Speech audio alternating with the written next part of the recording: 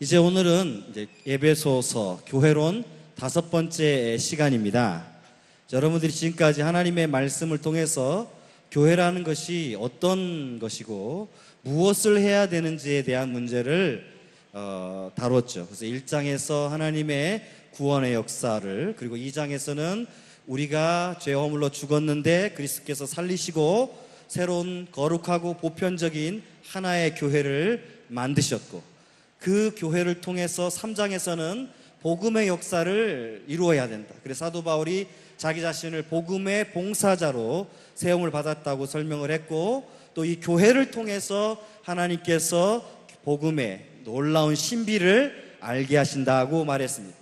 4장에서는 우리가 이 복음을 증거하는 자로서의 부르심에 합당하게 살기 위해서 우리 스스로 또 깨달을 수도 있지만, 그러나 교회 안에 이 복음의 봉사자들, 즉 말씀의 봉사자들을 세우셔서 우리 모두가 다 하나님의 복음의 사역자들이 되도록 하셨고요, 그 말씀을 통해서 하나님의 말씀대로 사는 것이 어떤 것인지, 즉 그리스도께 배운 대로 우리가 살아야 한다는 사실을 설명해 주었습니다.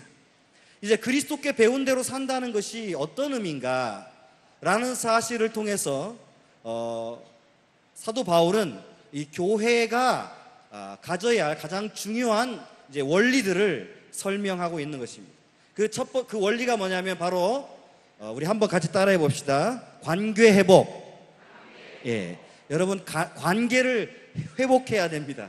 그런데 이 관계 회복을 위해서 우리가 일상적으로 생각하고 판단하는 것처럼 인간관계, 물론 인간관계죠. 그러나 더 근본적인 원리에서 우리들에게 관계 회복을 요청하신다는 사실을 알게 됩니다. 이 복음은요, 우리의 위치, 우리의 상태를 바꿔놨기 때문에 우리가 어떻게 살아가느냐에 따라서 굉장히 중요한 우리의 삶의 원리가 있다는 것을 설명해 주는 것이죠.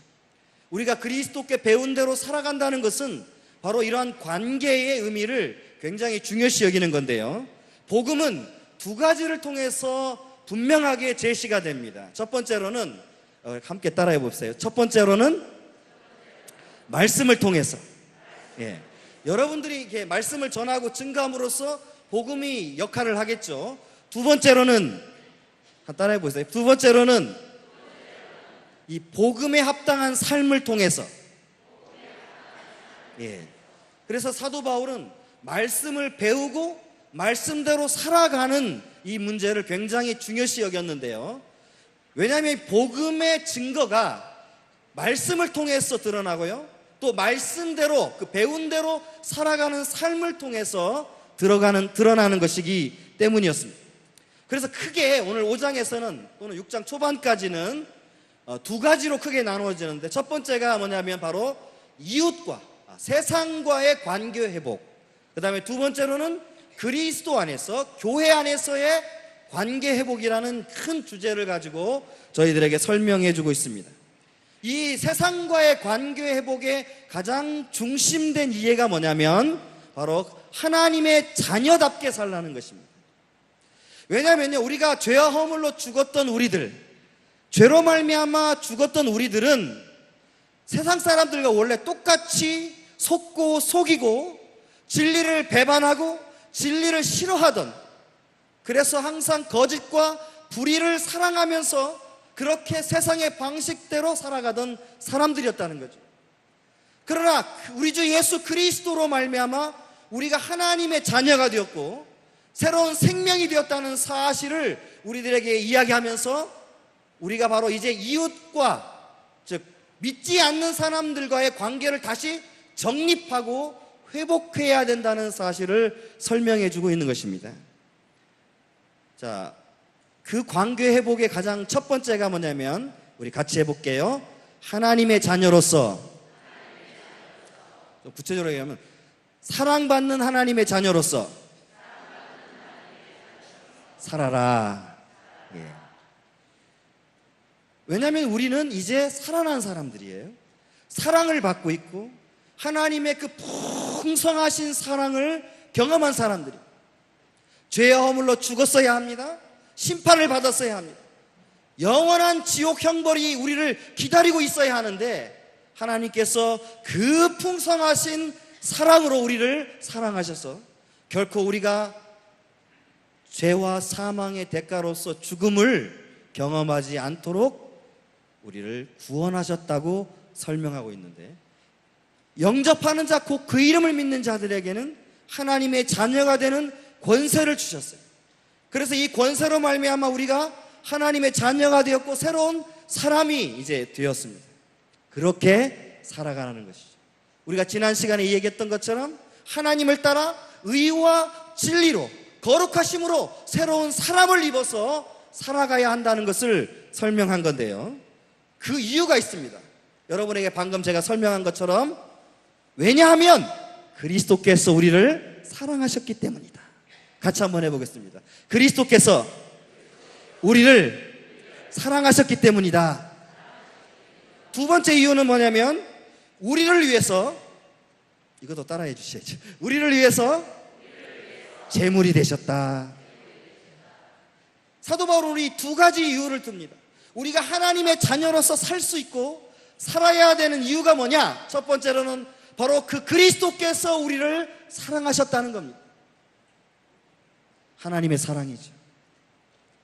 하나님께서 우리를 사랑하셔서 우리로 하여금 생명을 얻게 하시고, 그 생명 가운데서 우리가 하나님의 자녀로 살아갈 수 있는 힘을 주셨다는 거예요. 우리는 죽은 사람들이 아닙니다. 죽은 시체는요, 움직일 수도 없고 들을 수도 없고 훈계와 책망을 해도 깨달을 수가 없습니다. 자신이 발가 벗겨졌다는 것조차도 알지 못할 겁니다. 그러나 살아있는 사람들은 부끄러움을 알고요, 그 다음에 깨우칠 수 있고 일어날 수 있고 그 다음에 살아갈 수 있는 것입니다. 여러분의 상태는 어떻습니까? 그 크신 하나님의 사랑, 그리스도의 사랑을 내가 부여받아서 이제 새로운 사람이 되어 살아가는 것인지, 아니면 여전히 죽은 사람처럼 살아가고 있습니다. 우리는 여전히 죽어있는 모습을 계속해서 뭐라고 항변하냐면, 이렇게 좀 살게 놔두세요 좀. 이렇게. 아닙니다 여러분. 죽은 사람처럼 살지 말라고 여러분을 살리신 것입니다.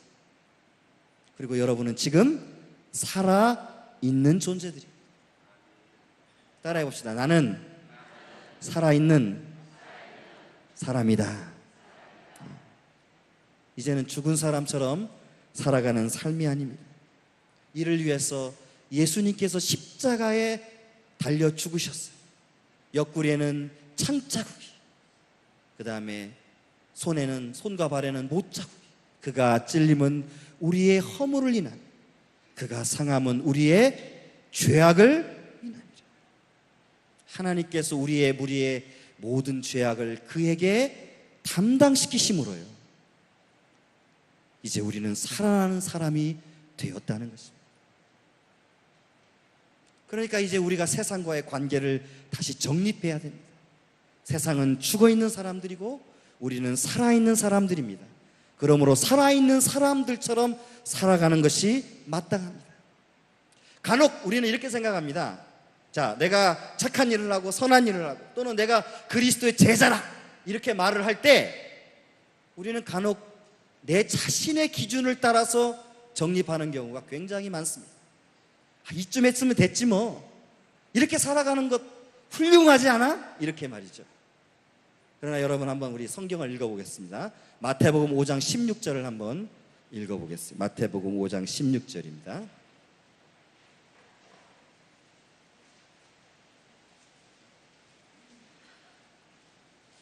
마태복음 5장 16절 찾으셨나요? 찾고 계시는 분. 자, 찾으셨으면 같이 한 목소리 읽겠습니다. 시작.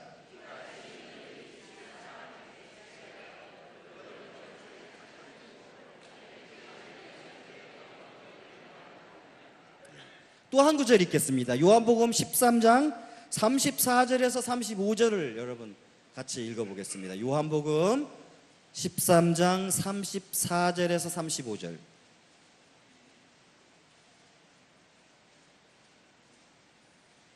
요한복음 13장 34절에 35절 찾으셨죠? 읽겠습니다. 시작.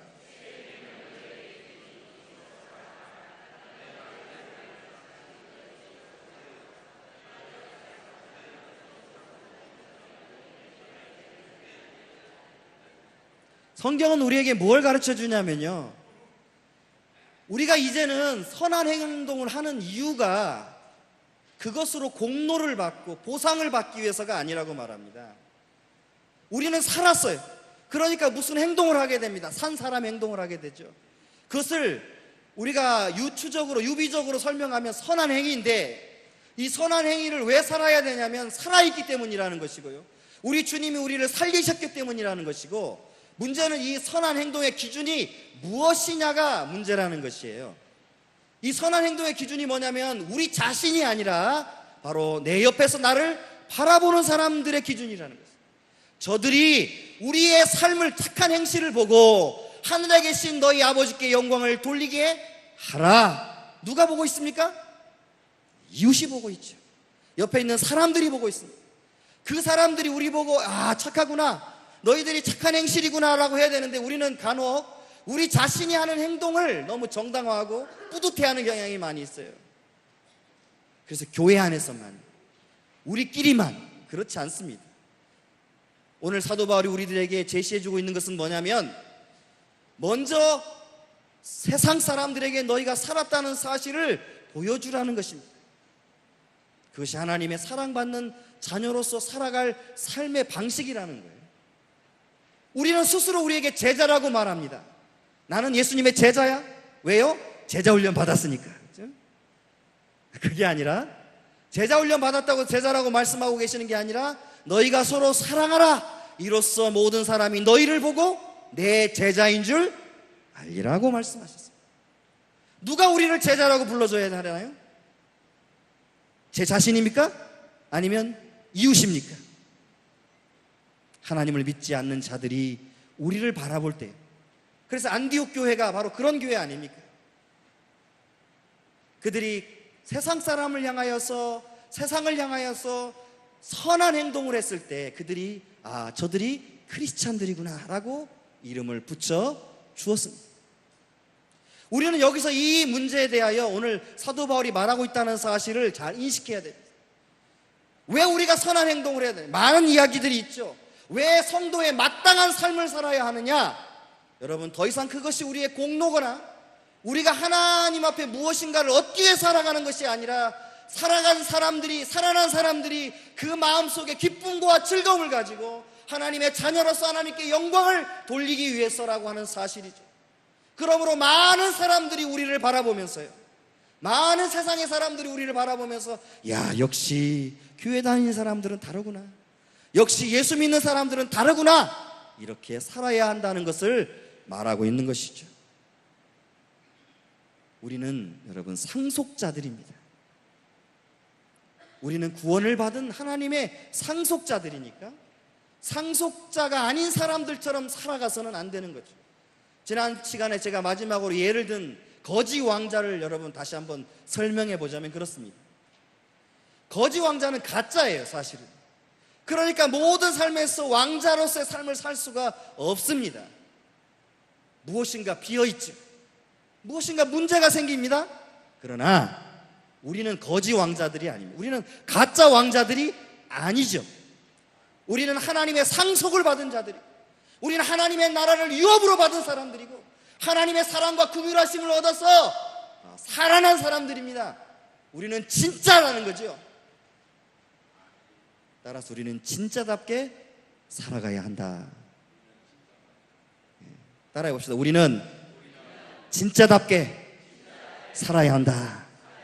네. 여러분, 우리는 진짜답게 살아야 합니다. 때로는 넘어질 수 있습니다. 때로는 낙심할 수도 있고요, 때로는 죄를 지을 수도 있습니다. 그러나 진짜답게 산다는 것은 하나님의 말씀으로 다시금 돌아오는 것을, 이 죄인을 살리셨고, 하나님께서 이 죄인을 살리시기 위하여 십자가에 그 아들을 내어주셨구나. 만일 우리가 우리 죄를 자복하면 저는 미쁘시고 오로서 우리 죄를 사하시며 우리를 모든 불의에서 깨끗게 하실 것이라는 사실을 믿고 통회하며 자복하며 하나님 앞에 나오는 것. 우상 숭배하던 자들은 우상을 멈춰야 돼요. 거짓말하던 자들은 거짓을 멈추고 돌아와야 합니다. 악한 것에 참여하지 말고 여러분 그것에 대하여 책망할 줄 아는 사람들이 되어야 합니다. 간혹 우리가 이런 생각을 합니다. 우리는 이런 얘기를 많이, 하나님께 맞았어, 나 하나님께 두들겨 맞았어, 이런 말을 자주 사용하죠. 그런데 이 말이 여러분 들을 때 부정적으로 들리십니까? 긍정적으로 들리십니까? 대답들을 안 하시죠? 제가 하겠습니다. 부정적으로 들립니다. 마치 이제 끝났구나, 하나님 나를 그냥 한번 후리치셔가지고 내가 더 이상 살 소망이 없겠구나 라고 생각하는 그 생각은 여러분 하나님의 말씀과는 관계없는 이야기들입니다. 우리가 히브리서 12장 8절만 한번 읽어보겠습니다. 원래 5절로 13절까지 읽어야 되는데 시간 관계상 여러분 집에 가서 읽어보시고요. 히브리서 12장 8절만 한번 읽어보겠습니다.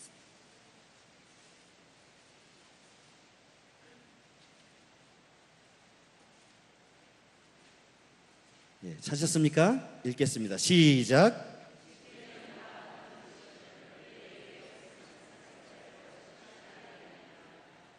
하나님 앞에요, 여러분, 잘못했는데도 매맞지 않는 자녀들은 뭐라고 얘기합니까? 사생합니다. 다시 말하면 하나님이 그들의 부모가 아니라는 거죠. 여러분 잘 기억하셔야 됩니다. 하나님께 여러분이 혹시 맞았다고 생각하면 여러분 감사하십시오. 왜냐하면 여전히 여러분을 사랑하고 계시기 때문입니다. 하나님의 책망은요, 하나님의 채찍질은요, 여러분을 죽이기 위해서 하시는 행위가 아닙니다. 10절에 뭐라고 되어 있습니까? 육의 아버지는 자기의 뜻에 따라서 징계를 합니다마는 우리 하나님은 어떻게 징계하세요? 유익을 위해서, 우리들이 하나님 앞에 거룩하고 의롭게 되도록 하기 위해서 때리신다고, 그렇게 징계하신다고 설명해 주셨습니다.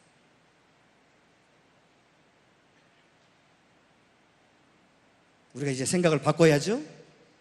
그러니까 여러분 계속 죄짓고 마음대로 사셔야 되겠죠? 그 뜻이 아니고요, 여러분. 때로는 우리가 하나님 앞에 최선을 다하다가 살지만 우리의 연약함을 인해서 우리가 쓰러지고 넘어질 때가 있어요.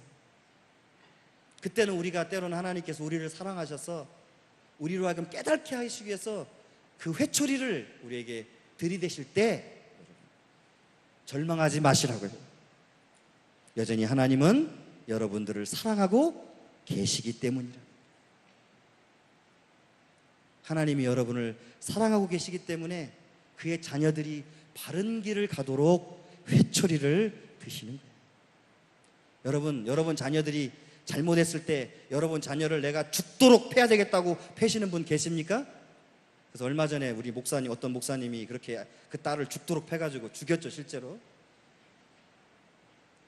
그래, 정상적이라고 생각하지 않는 겁니다. 진짜 부모들은요, 그 자녀가 바른 길을 갔으면 하기 때문에 매를 대는 겁니다. 하나님도 마찬가지십니다. 우리의 영의 아버지, 하늘에 계신 우리 아버지께서는 우리가 하나님의 자녀로서 바르게 살도록 하기 위해서 때로는 책망하시는 걸 때 여러분을 버린다고 생각하지 마십시오. 여러분을 사랑하시기 때문에 여러분을 당신의 그 품 안에 이끄시기 위해서 여러분에게 회초리를 드시는 것입니다.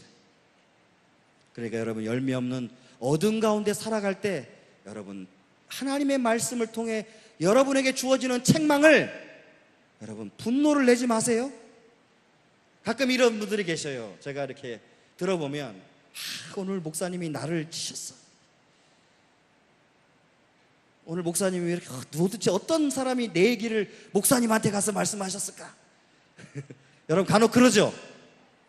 안 그러세요? 죄송합니다. 혹시 이런 느낌이 드신다면 여러분 감사해야 되지 않겠어요? 오히려 특별히 하나님께서 수천 명 중에 그 한 사람을 위해서 말씀을 전하시니까 얼마나 감사한 일입니까? 그죠? 여러분, 혹시 그 말씀이 여러분 마음속에 거침이 되거든 여러분, 여러분의 삶을 돌이키기 위하여 움직이십시오. 여러분의 가슴을 말씀이 회초리를 강하게 때린다면 여러분 도리어 감사하십시오. 하나님은 여러분들이 당신의 말씀의 품으로 돌아오기를 원하시기 때문에 여러분의 마음을 두드리고 계시는 것입니다. 따라서 여러분이 이 말씀대로 산다는 것, 우리가 하나님의 상속자들로서 이제 세상의 어둠 가운데 또는 은밀한 것들을, 그 은밀한 말은 뭔 말이냐면 이게 약간 성적인 죄악들을 말하는 건데, 은밀한 것 가운데 행하는 자들이 아니라 의와 진리와 또 성령 안에서 행하는 자들로서 살아가야 한다는 것을 설명해 주고 있습니다. 언젠가 주님의 말씀의 빛이 우리에게 비추면 분명하게 그것이 드러날 거기 때문에 여러분, 우리가 거짓을 말하고 아닌 것을 그렇다고 말할 필요가 전혀 없는 것입니다. 결국 그것이 만천하에 하나님 앞에서 다 드러나게 될 것이기 때문입니다. 따라서 여러분들, 마땅하게 성도들이 살아야 할 삶을 살아가십시오. 당연한 거 아닙니까? 여러분이 자녀들을 키울 때 자녀들이 잘못된 길로 간다면 어떻게 하시겠습니까? 그냥 내버려 두시겠습니까? 아이고 괜찮아, 괜찮아, 그렇게 계속 살아. 예전에 어떤 도둑에게 여러분 아주 많이 들었을 예화를 하나 들어보자면 이렇습니다. 어떤 한 도둑이 나중에 가서 큰 사형 선고를 받을 만큼 큰 죄를 짓게 되었다는 거죠. 그 마지막 사형장에서 당신 마지막 하고 싶은 얘기를 하십시오라고 했더니 이 사람이 한다는 얘기가, 만약에 내가 처음 초등학교 시절에 도둑질했던 그 도둑질을 우리 어머니가 나를 혼을 내서라도 도둑질하지만 않게 했다면 내가 이 자리에 오지 않았을 것입니다라고 말했다는 거죠.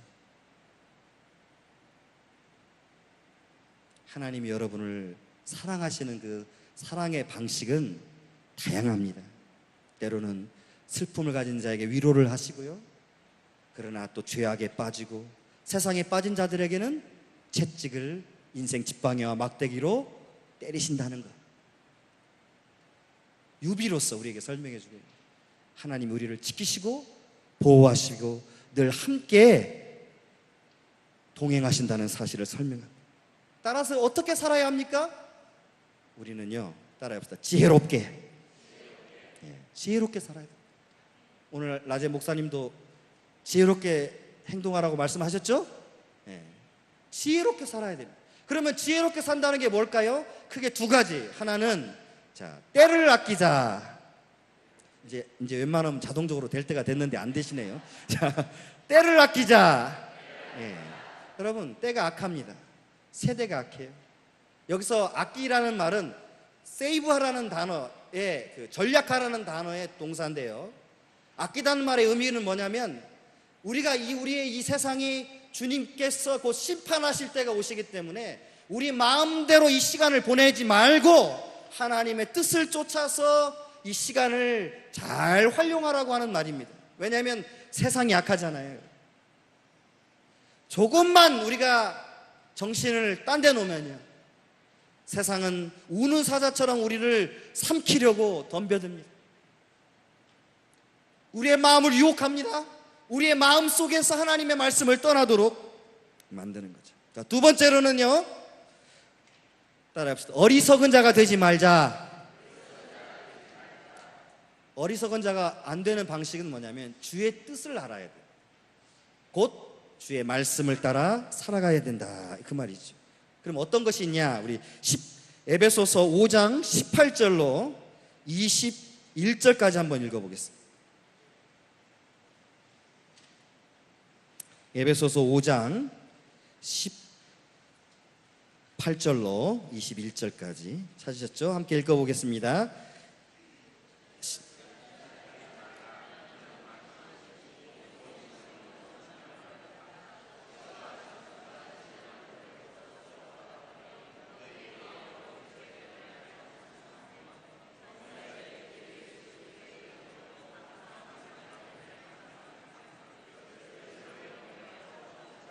예. 이렇게 살라는 것입니다.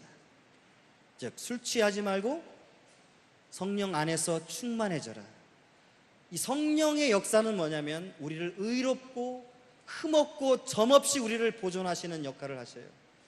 그렇기 때문에 성령 안에서 충만해진다는 것은 하나님의 말씀을 따라 잘 살아갈 수 있게 우리를 만들어 가신다는 것입니다. 우리의 힘이 아닙니다. 하나님의 성령께서 우리를 그렇게 만들어 가신다는 거죠. 그런데 우리가 할 일이 없다는 것이 아닙니다. 우리가 할 일이 있습니다. 그게 뭐냐면 바로 우리의 삶을 하나님의 말씀을 따라 겸비하고 주님의 말씀을 우리 마음판에 새기고 그 말씀대로 살아가는 삶의 모습을 보여줘야 한다는 것이죠. 그래서 시와 찬미와 신령한 노래들로 늘 화답하고 우리 안에서 하나님께 영광을 돌리는 찬송의 목소리, 찬송의 삶이 늘 드러나서 예수를 나의 구주 삼고 성령과 피로서 거듭나니 이 세상에서 내 영혼이 하늘의 영광 누리도다. 이것이 나의 간증이요 이것이 나의 찬송일세. 나 사는 동안 끊임없이 구주를 찬송하리로다. 우리의 삶에서 항상 주님을 찬양하고 찬송. 제가 가끔 이런 얘기합니다. 우리의 영적인 상태의 리트머스 시험지가 하나 있는데요, 삶에서 여러분들이 지금 대부분 설거지 싱크대 앞에 서 계신 분들이 많네요, 보니까. 서 계실 때 여러분 삶을 한번 시험 한번 해보세요. 지금 이렇다 그러면 영적으로 굉장히 심각한 문제 있는 분들입니다.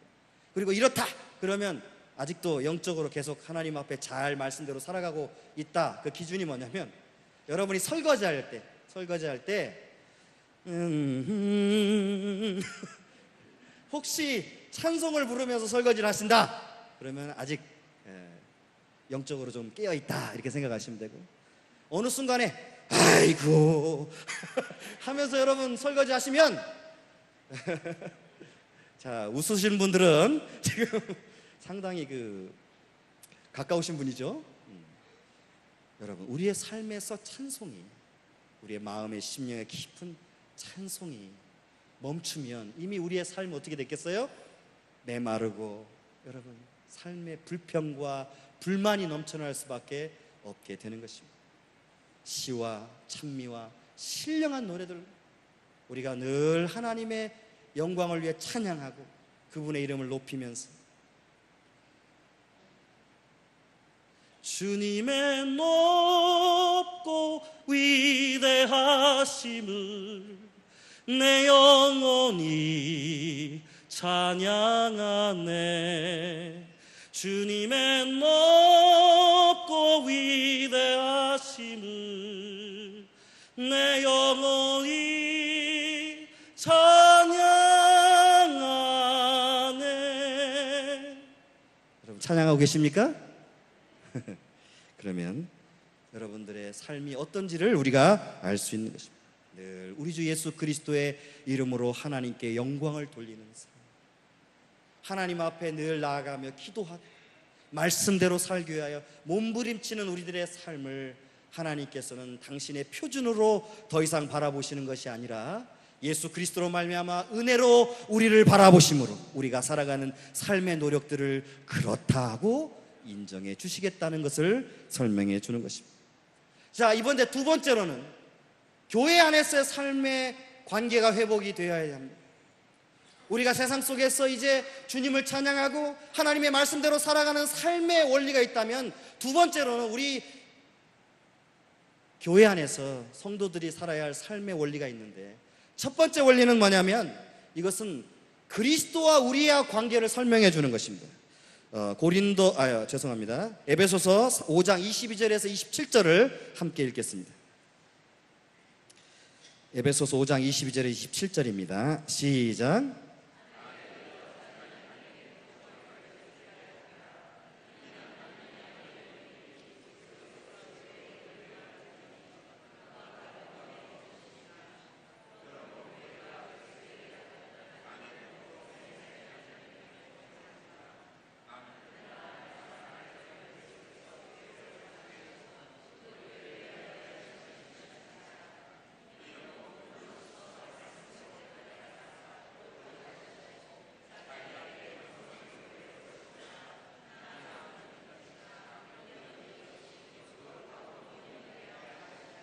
예. 여기서 나오는 이야기는 뭐냐면 실제적으로 머리와 몸의 관계를 사도 바울이 유비적으로 설명하고 있습니다. 한 절만 더 읽겠습니다. 고린도전서 11장 3절을 여러분 한번 읽어보시면 이 머리와 몸의 관계가 어떻게 이루어지고 있는지를 우리에게 다시 한번 사도 바울이 설명해 주는데요. 고린도전서 11장 3절 말씀입니다. 찾으셨죠? 읽겠습니다. 시작.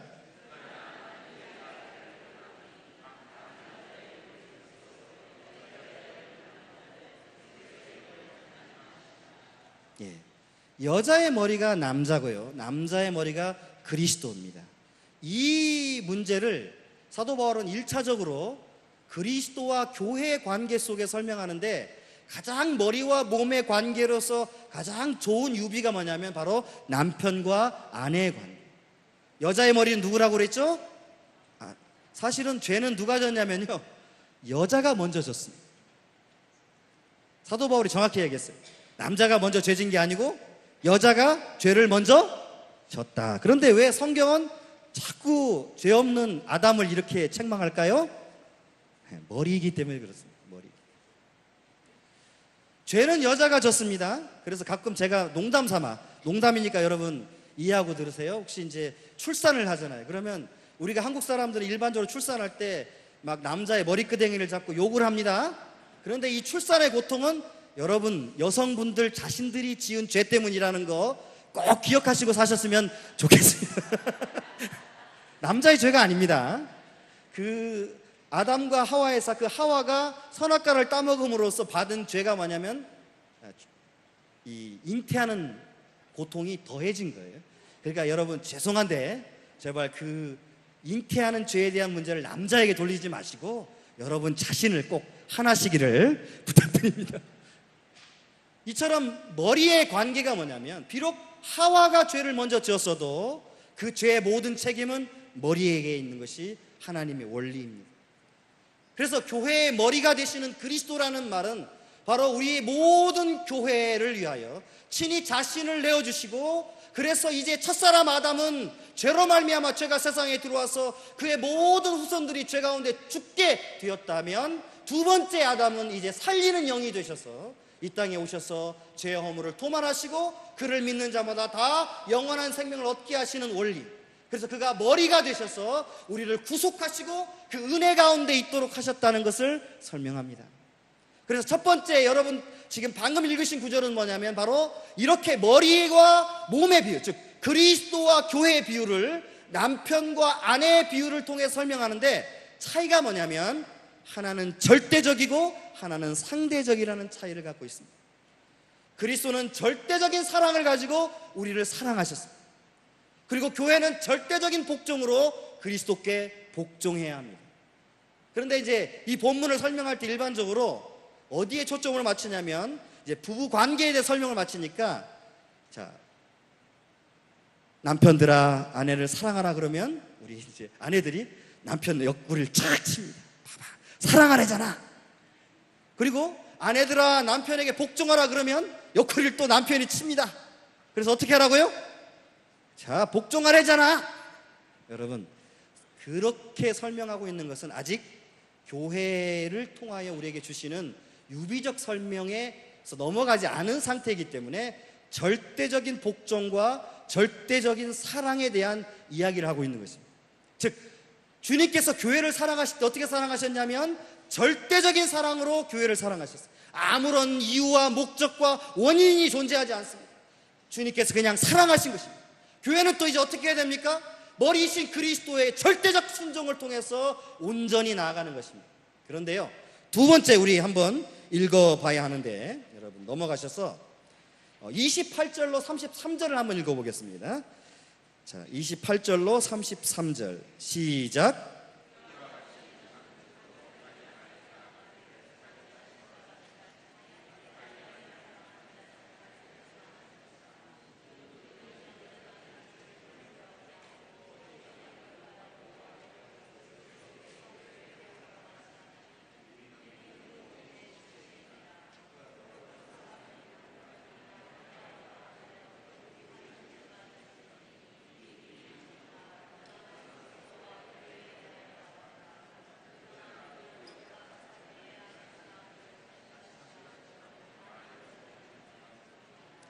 뭐라고 설명하냐면 다시금 남편과 아내의 비유를 끄집어들이면서 또 그리스도의 비유를 가지고 옵니다. 앞에 부분과 뒤에 부분의 차이점은 뭐냐면 그리스도와 교회 관계를 설명하기 위해서 남편과 아내의 유비를 가져왔다면 이번에는 남편과 아내의 유비를 설명하기 위해서 그리스도와 교회 관계를 가지고 온다는 것이죠. 근데 가장 중요한 게 제일 마지막 절입니다. 33절 다시 한번 읽어보면 그러나 너희도 각각 자기의 아내 사랑하기를 자신같이 하고 아내도 자기 남편을 존경하라. 이번에 어떻게 되어 있냐면 사랑하라는 것은 같은데 아내가 남편에게 해야 될 단어가 달라졌어요. 복종이 아니라 뭐로 바뀌어 있습니까? 존경으로 바뀌어져 있습니다. 다시 말하면 교회와 그리스도, 몸된 그리스도와의 관계는 절대적 사랑과 절대적 복종과의 관계입니다. 다시 말하면 여러분이 그리스도의 말씀을 따라가지 않으면 그것은 그리스도의 몸된 교회가 아닙니다. 여러분이 그리스도의 말씀을 여러분의 삶의 중심으로 세우지 않으면 그것은 결코 그리스도의 몸이 될 수 없습니다. 왜냐하면 그리스도께서는 여러분의 그 어떤 것과 상관없이 여러분을 사랑하셨기 때문에. 그러나 남편과 아내의 관계는 그런 것이 아니라 남편은 아내를 사랑해야 되고 아내는 남편에게 존중하는 마음을 가지고 살아야 한다. 이것이 남편과 아내의 관계라는 것입니다. 이제 여러분들은 여기서 한 가지 원리를 발견하게 될 것입니다. 그게 뭐냐면 상호성의 원리입니다. 자, 당신이 나를 사랑해야 내가 당신에게 존경할 거 아니에요? 라고 하는 것도 아닙니다. 당신이 나에게 존중해야 내가 당신을 사랑할 거 아닙니까? 라고 말하는 게 아닙니다. 서로 이 행동을 동시적으로 하라는 것입니다. 남편은 아내를 사랑해야 되고 아내는 남편에게 존중해야 돼요. 그래서 이것을 따라해요. 상호성의 원리. 성경은 그리스도와 교회의 관계는 절대적 원리를 세워놓고요, 그 다음에 남편과 아내의 원리는 상호성의 원리. 이제 이후부터 부모와 자식, 주인과 종의 문제는 전부 다 상호성의 원리에 근거해서 설명하게 되는 것입니다. 자, 그러니까 어떻게 사랑하라고요? 서로 사랑하라는 겁니다. 즉 남편은 사랑하고 아내는 존중하라. 자, 우리 여성분들만 우선 해봅시다. 남편에게 존중하라. 그 다음에 남성 우리 성도님들만 아내를 사랑하라. 안 하시는 분들이 계세요. 안 하시겠다는 것인지. 여러분, 이 상호성의 원리가 깨지면 싸움이 벌어집니다. 누가 먼저 누가 어떻게 행동하라고 요구하면, 그리고 여러분 이렇게 행동하라고 요구하는 그 순간부터 여러분 싸움이 벌어지기 시작합니다. 그것은 절대 성경이 여러분 부부 관계 속에서 살아가는 부부의 관계의 회복과 전혀 관계없는 것입니다. 그리스도 없을 때는요 남존여비입니다. 그리스도가 함께 하시면 남자와 여자는 동등합니다. 오히려요 성경은 여자를 돕는 배필로 만드셨습니다. 이 돕는 배필의 뜻이 뭐냐면, 이 배필이라는 것은 반쪽짜리라는 뜻인데요, 돕다는 말이 원래 이게 에세르라는 말입니다. 여러분 혹시 에벤에셀 들어보셨죠? 이게 무슨 뜻입니까? 도움의 돌이라는 뜻이에요. 도움. 즉 힘이 센 전능자가 연약한 피조물을 도울 때 쓰는 단어가 에세르라는 단어인데요, 바로 이 돕는 배필을 쓸 때 돕는이라는 말이 낮고 천한 사람이 높은 사람을 섬긴다는 의미의 돕는다는 뜻이 아니라 능력 있고 힘 있는 사람이 돕는다는 단어를 썼어요. 그래서 여러분 현숙한 여인이라는 단어가 무슨 뜻이냐면 하일 이샤라는 히브리어인데요, 이 하일이라는 말이 무슨 말이냐면 여러분 보아스가에게 썼던 말인데 저가 유력한 자라고 쓸 때 쓰는 말이에요. 그러니까 이 말을 정확히 번역하면 능력 있는 여자입니다. 현숙한이라는 말이. 따라서 성경, 구약 성경은 전체적으로 우리들에게 여성의 능력을 어떻게 보여주냐면 남자보다 뛰어나다고 설명하고 있습니다. 즉 남자를 돕기 위하여 만드신 존재가 바로 여성인데, 아내인데, 이 아내는 능력이 적어서 남편을 돕는 게 아니라 능력이 충만해서 아내를 돕는 거예요. 여러분 사탄이 만약에 하와보다 아담이 더 세다고 생각했다면 절대 하와를 꼬시지 않았을 것입니다. 자, 아담을 꼬셨으면 어떻게 얘기했을까요? 아담이 이렇게 얘기했을 것입니다. 잠깐 사탄아, 하와에게 물어보고 라고 이야기를 했을 것입니다. 절대 안 당했을 거예요. 왜냐하면 하와에게 물어보면 뭐라고 얘기했을까요? 쓸데없는 소리 하지 마! 라고 얘기를 했을 것이기 때문이죠. 안 웃으시네. 제가 재미없게 했나요? 여성 성도 여러분, 절대 여러분들은 연약한 존재들이 아닙니다. 하나님께서 여러분들을 남성을 돕도록 아주 충만하게 만들어주신 돕는 배필이십니다. 따라서 여러분들이 어떻게 남편에게 존중할 수 있냐? 남자는 상대방을 배려하는 것이 쉽지 않아요. 그래서 내가 애를 둘을 키워도 언제나 셋이 되는 이유가 그 때문입니다.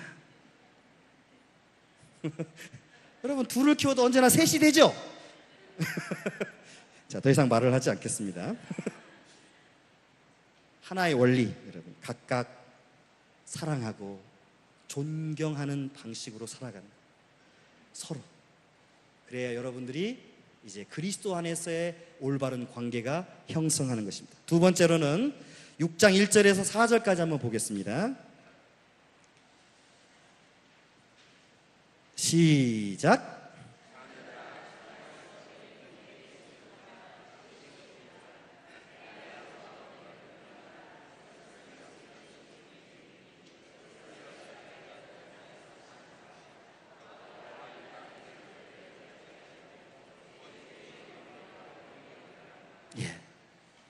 희한하게요, 10계명은 내 부모를 공경하라, 그리하면 내가 잘 된다, 이렇게 돼 있어요.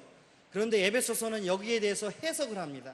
어떻게 해석하냐면, 맞다. 그런데 부모에게 행할 것만 있는 게 아니라 부모가 자녀에게 행할 것이 있습니다. 지금까지는 여러분들이 부모에게 행할 일들에 대해서 많이 들어왔기 때문에 생략하고요, 자녀에게 행할 문제를 오늘 조금 이야기를 하려고 합니다.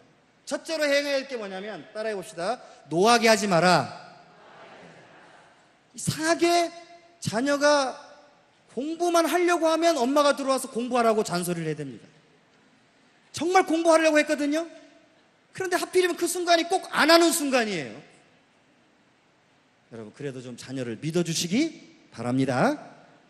여기서 말하는 분노라는 것은 이유 없이라는 말입니다. 이유 없이. 자녀들을 여러분 분노케 하면 안 됩니다. 이 자녀들을 분노케 하면 자녀들이 결코 주의 훈계와 교훈으로 양육받지 못합니다. 이 앞에서 자녀를 분노하게 하지 말라는 이유가 뭐냐면 두 번째 이유 때문입니다. 자녀를 자꾸 분노케 하고 엄마는 왜 그래, 아빠는 왜 그래 라고 하는 사실로 아이들이 여러분들에게 나타나게 되면 여러분이 야, 교회 가자 그러면 어렸을 땐 듣겠죠. 나중에 크게 되면 어머니 아버지 가시죠, 이렇게 나옵니다. 저는 제가 알아서 하겠습니다. 복음을 전할 수가 없게 됩니다. 자녀들이. 여러분들이 항상 이게 염두에 두셔야 될 게 그것입니다. 성경이 말하고 있는 게 뭐냐면, 아이들에게 분노를 일으켜서, 쓸데없이 분노를 일으켜서 그 아이들이 하나님의 말씀과 교훈으로 교육받는 일을 방해한다면 오히려 여러분의 자녀들이 하나님의 말씀대로 설 수 없게 만드는 일을 여러분 스스로가 행한다는 것을 설명해 주는 것입니다. 자, 주의 교훈과 책망으로 양육하라는 말이 뭡니까? 1번의 계명을 분명하게 가르치라는 것입니다. 하나님을 사랑하고 그 다음에 부모를 존중하라는 것을 가르치는 것입니다. 그런데 여러분이 그 아이들을 이유 없이 분노케 한다면 여러분 가르칠 수 있겠습니까? 안 듣죠, 아이들이요. 그래서 에베소서는 바울은 이 문제를 상호적 측면에서 접근합니다. 자, 자녀들아, 너희들이 부모님에게 순종하고 복종하는 것이, 그것이 하나님의 약속 있는 말씀이야. 그런데 이걸 누가 가르칩니까? 부모님들이 가르치는 거거든요. 그렇기 때문에 여러분들에게 말합니다. 부모들이여, 여러분의 자녀를 분노하게, 이유 없이 분노하게 하지 마십시오.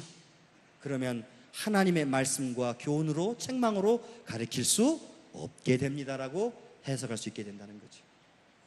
따라서 여러분들이 주의 자녀들이 세상에 성공하고 그 다음에 세상에서 잘 되는 일에 대해서는 얼마나 여러분 관심을 가지고 행동합니까마는, 이 아이들이 하나님의 말씀을 듣고 그 말씀대로 살아가는 일에 대해서는 너무 무관심한 거예요.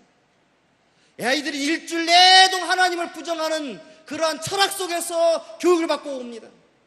그런데 어떤 부모도 이것에 대해서 하나님의 말씀으로 그들의 생각을 바꾸려고 하는 부모들이 없다는데 가장 심각한 문제가 발생하는 것이죠.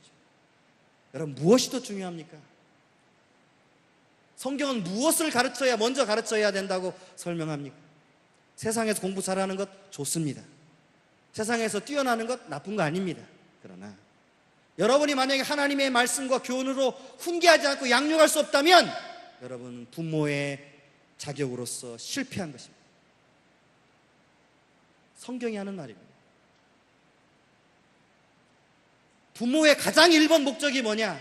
바로 주의 말씀과 교훈으로 양육하는 것입니다. 따라서 여러분의 자녀들이 세상에서 뛰어나는 일, 중요한 일이죠. 그러나 그 이전에 여러분의 자녀들이 하나님의 말씀과 교훈으로 여러분들이 양육할 수 있는 상황을 만들고 그들이 하나님의 말씀을 따라서 지금은 미약하지만 언젠가는 이 말씀을 따라 살아갈 수 있도록 여러분들이 가르치고 그 말씀에 순종하도록 하는 것, 그것이 부모의 역할이고 자녀는 그 교육을 통해서 자라나게 되는 것입니다.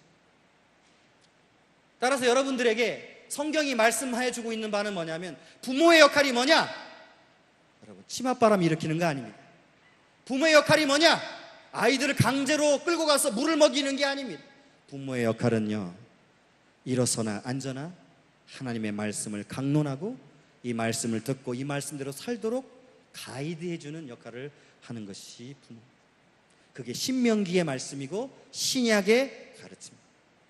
저는 부모에 대해서 어떤 성경을 찾아봐도 그것 외에 다른 것을 말하는 것을 본 적이 없습니다. 그 다음에 아이들은 여러분들이 가르치는 하나님의 말씀을 따라 자라나게 되고 그 말씀을 통해서 여러분 세상의 빛과 소금의 역할을 감당하게 될 것입니다. 그래, 무엇을 해야 되겠습니까?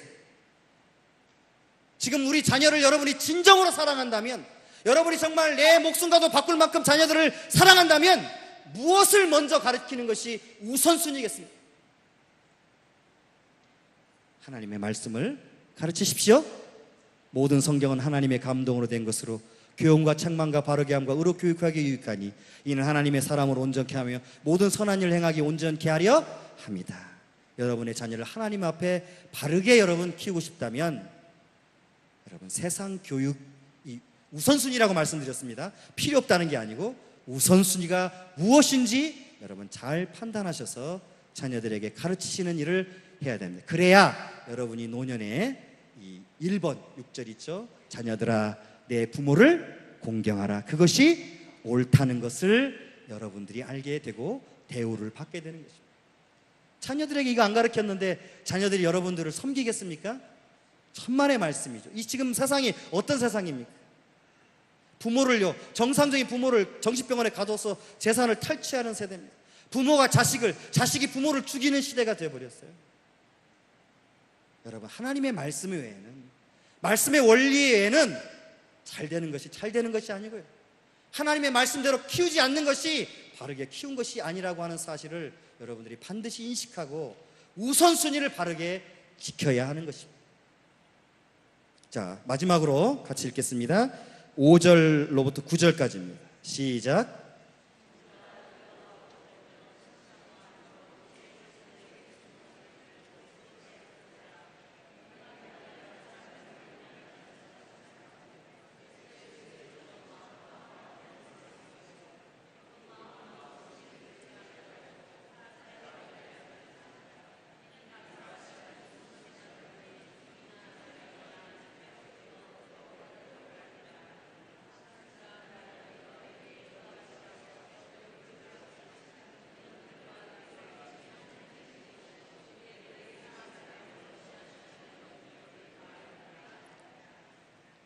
이게 뭔 말이냐면 사도 바울이 노예제도를 인정한다는 얘기가 아니라요, 이것이 각자 자기가 위치에 처한 곳에서 자신이 해야 될 행동들을 따르라는 것을 의미하는 것입니다.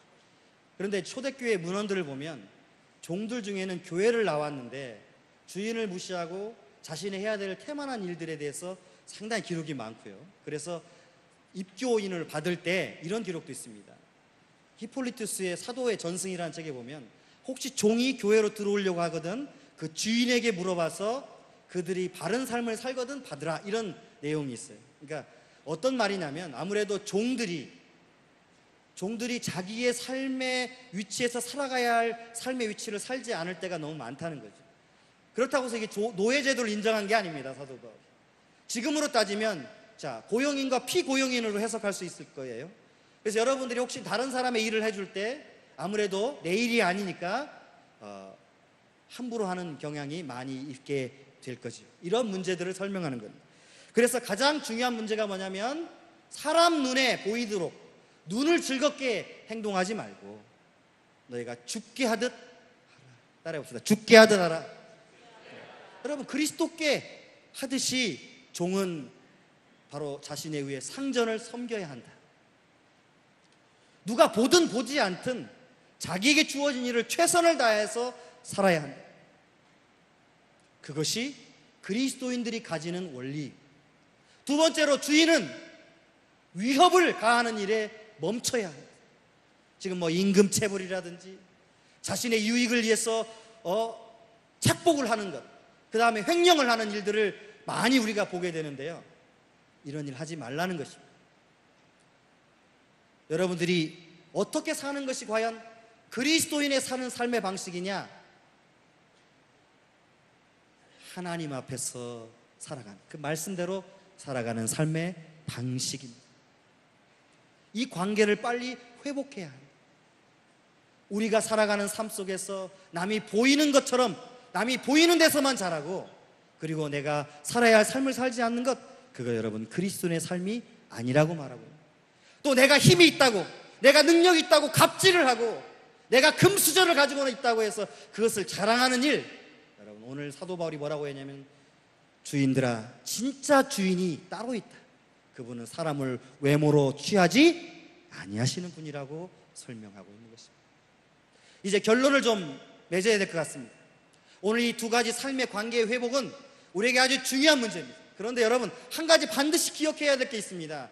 그게 뭐냐면 우리가 살아난 사람들이기 때문에 가능한 것이라는 것. 따라해 봅시다. 살아난 사람이기 때문에 가능한 것이다. 억지로 하라는 것이 아닙니다. 여러분이 살아나서 생명 가운데 있는 사람들이기 때문에 여러분 주의 말씀을 따라 살아가라는 것입니다. 먼저 세상에서 여러분이 빛과 소금의 역할을 감당하라는 것입니다. 사람들이 여러분을 보면서 하나님의 영광을 돌리게 하라는 것입니다. 두 번째로는 교회 안에서 교회의 참된 원리, 참된 그리스도가 머리 되시고, 그 다음에 성도들이 몸이 된 이 원리를 잘 살펴서 부부는 남편은 아내를 사랑하고 아내는 남편을 존중하라고 말하고, 그것이 살아있는 사람의 바른 삶이라고 말합니다. 자녀는 부모에게 말씀대로 순종하고, 부모는 그 말씀을 바르게 가르치되 그 자녀를 이유 없이 분노케 하지 말아야 합니다. 그리고 종은 상전에게 눈속임으로 일해서는 안 되고 죽게 하듯 하다. 최선을 다해서 자신에게 맡겨진 일을 성심성의껏 해야 되고, 주인들은 갑질하지 말아야 하는데, 바로 진짜 모든 자들의 주인이 하늘에 계시고 그분은 사람을 외모로 취하는 분이 아니기 때문입니다. 사랑하는 성도 여러분, 이제 교회가 이것을 빨리 말씀을 따라 회복해요. 이건 배워야 합니다. 그냥 여러분 사십시오 한다고 될 수 있는 게 아니에요. 당장 문 앞을 나가면서 집 앞에 들어가면서 싸우는 부부들, 저를 포함해서요. 이상하게 예배의 은혜만 받으면 집에 도달하기 전에 싸웁니다. 여러분 왜 그러냐면 우리가 이런 삶의 교율을 배우지 않고 그냥 이것을 흘려 듣기 때문이에요. 교회가 이것을 잘 가르쳐야 합니다. 그래서 하나님의 말씀을 따라서 우리가 어떤 위치에서든지 여러분 바르게 서 있어야 될 위치들을 생각하고 살아가는 삶, 그것은 세상 사람들이 할 수 없는 것입니다. 왜냐하면 그들은 언제나 속고 속일 수밖에 없는 존재. 왜? 죽었으니까. 그러나 우리는 그렇지 않습니다. 살아있고 하나님의 사랑 가운데 있고 그 놀라운 풍성한 은혜 가운데 있는 사람들이, 우리를 그분의 십자가의 보혈로 구원하셨고 우리를 그 품에 안으셔서 우리가 영원한 생명 가운데 있도록 보존하셨기 때문에 여러분 뒤돌아보십시오. 앞을 보십시오. 주님께서 여러분에게 말씀하신 삶을 살기 위하여 노력하십시오. 히브리서 12장 4절 말씀처럼 우리가 아직 죄에 대하여 피 흘리도록 싸우지 아니하였거니와 라고 설명할 때 여러분 우리는 몸부림쳐야 됩니다. 그러나 실패했다고 여러분 낙심하지 마십시오. 여러분 하나님께서 여러분의 노력을 통한 그 실패조차도 하나님의 뜻 가운데 귀하게 여기시는 것입니다. 여러분을 때리신다면 그것은 여러분을 아직 여전히 사랑하시기 때문입니다. 여러분을 위로하신다면 여러분들이 위로가 필요하기 때문입니다. 하나님의 행위에는, 하나님의 역사에는 결코 악이 존재할 수 없고 언제나 선하신 것입니다. 그분은 실수하지 않으시고 그분은 결코 거짓말하지 않으십니다. 이스라엘을 지키신 자는 졸지도 아니하시고 주무시지도 아니하시고 낮의 해가 밤의 달이 우리를 상치 못하게 하시는 이 약속이 분명하게 우리에게 있습니다. 여러분, 그렇기 때문에 힘써 싸워 나가십시오. 힘써 일어서십시오. 우리의 어그러진 달을 피십시오. 우리의 어그러진 팔을 피십시오. 혹시 길이 어그러졌다면 길을 펴서 나갑시다. 이것이 주님께서 우리에게 살아있는 사람으로서 살아가도록 요청하는 것입니다. 할 수 없기 때문이 아닙니다. 무거운 짐을 져주는 것이 아닙니다. 가볍고 쉽기 때문에 지고 가라는 것입니다. 우리의 십자가를 각각 자기 십자가를 지고 주님을 따라오라고 말씀하신 것입니다.